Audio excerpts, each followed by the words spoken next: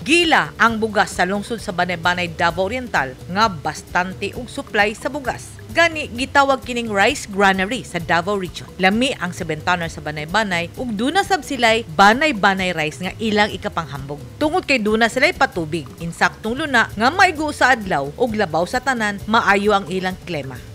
Karon wala pa magod-stock ang Banay-Banay kay tigtanom pa na ang Banay-Banay wa pay ani. Ebidensya ang mga iskalon nga walay 7 tonner o walay supply sa Banay-Banay rice. Rason sa manindahay, ang bugas karon sa Tagum og kaano ni mate kaning 160 sa Bato-Bato ni gikan og Bato-Bato bagong ani sa Bato-Bato. Pero wala pa i-stock ang wa pa bugas ang Banay-Banay. tinuod nagtanom pa sa ilang mga humayan ang mga rice farmers natural nga walay supply sa ilang kaugalingong bugas. Kini ang mga hinungdan nganong miangkat ang Pilipinas og bugas gikan sa nasud Vietnam o dili bakha sa China. Ang imported rice nga atong ginapamalit sa palengke natural nga mahal na. Misaka na gikan sa tag 40 hangtod sa 52 og 60 pesos ang matag kilo kung lami nga bugas ang imong paliton. Hinuon wala mo saka ang presyo sa bugas mais. Alang sa usa ka habal-habal driver, gikinahanglan nga makapasahero siya og 5 aron maka-adjust siya sa presyo sa bugas.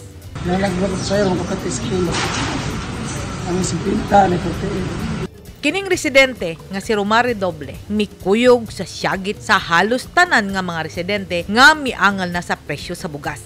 Oy, mao ginayang promise ko nga tagpainte na lang kilo bugas. Ano mo garo nga nabot naman hapit sa sinta na nuno bugas. Bugas sinta export siguro. Papalo nganong pasakta na gunil dire nganong mahal naman hinoon. Andi kayo na lipit na kayo pinagali. Nara income dalir kay maurot sa bugas pelandaan. Ano? Ipangan na dayon ng budget. Naglisod na sa pagtaas sa presyo sa mga palaliton ug nagpingit sa presyo sa bugas nga mismong sa rice granary sa Davao Region. Sa akong pagbisita sa Vietnam niadtong milabayng bulan, sa ibabaw pa lang sa kahanginan, makita nimo nga nalukop sa lunhaw o mga humayan ang ilang mga luna. Niadtong dekada 70, ang mga Vietnamese rice researchers gipadala sa Pilipinas, partikular sa International Rice Research Institute aron magtuon sa teknolohiya sa Pilipinas sa pagtanom og humay tungod kay lami ug daghan og supply ang Pilipinas sa bugas humay. Lantawa kining hulagway nga kuha ni adtong Oktubre 26, 1966. Mismong ang namatay nga kaning presidente nga si Ferdinand Marcos Sr., kuyog ni International Rice Research Institute Director General Robert Chandler ug former US President Lyndon Johnson, gipakita ni late President Marcos ang gibantog nga miracle rice nga produkto sa Pilipinas ug kini gibaniog nga masagana 99 program. Apan, human sa kapin 5 ka dekada ug milingkod na isip presidente si Ferdinand Marcos Bongbong Jr., ang Pilipinas ang nagsigi na og palit og bugas gikan sa nasod Vietnam.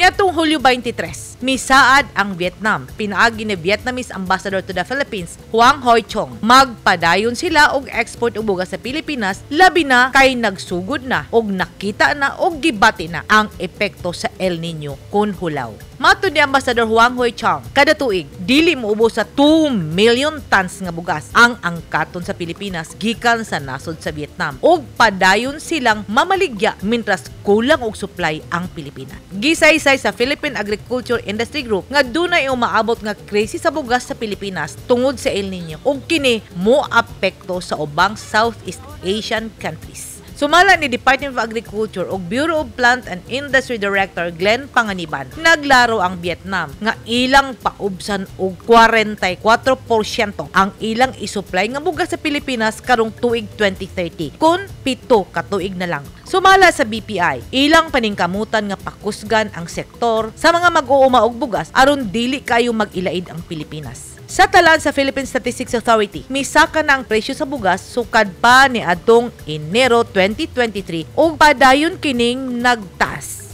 Gani, gisaysay ni Vietnam Minister of Trade Nguyen Phuoc Nam nga sila interesado nga mosuporta sa Pilipinas tungod kay sama sa Vietnam, ang Pilipinas ug Vietnam pare-pareho lang og klima. Kahinumduman nga niadtong eleksyon misaad si President Marcos Jr. nga iyang paubsan ang presyo sa bugas sa tag 20 pesos ang kilo. O kini ang gibarugan ni Romar Redoble.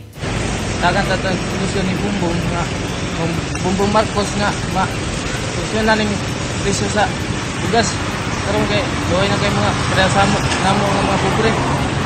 Gila ang lungsod sa Banay-Banay sa Davao Oriental isip rice granary sa Davao Region. Apan, bisan ang giilang Banay-Banay rice, dili na makitaan sa istante karong mga panahon na tungod kay nagtubo pa kuno ang mga humay. Naningil karon ang katawhan. Asa na ang saad sa gobyerno nga 20 pesos kada kilo sa bugas. Asa naman sila mukulukar? Panahon sa kalisod. Ug asa na ang saad nga pakauno ng tanang Pilipino sa atong gitikan nga mga uma. Gikan ini sa Banay-Banay, Davao Oriental. Edith Kaduay, News 10 Philippines. Stay safe!